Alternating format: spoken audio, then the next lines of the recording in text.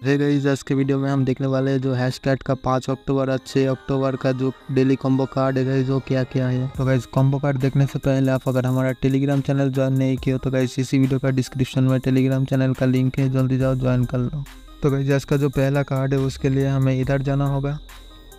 फिर गाइस दूसरा नंबर में देख रहे हो जो AI driven market analyser, guys ये है आज का पहला कार्ड, तो इसको अपडेट कर लेते हैं। फिर गाइस दूसरा कार्ड के लिए हमें इधर जाना होगा, फिर थोड़ा नीचे आना है। तो गाइस देख रहे हो नेटवर्क हब, ये हमारा दूसरा कार्ड, तो इसको भी अपडेट कर लेते हैं।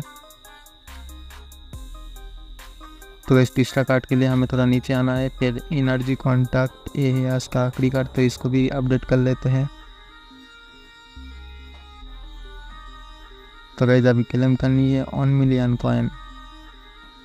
तो गाइस वीडियो पसंद आए तो वीडियो को एक लाइक करो और ऐसे ही हैशटैग वीडियो के लिए हमारा यूट्यूब चैनल सब्सक्राइब करो।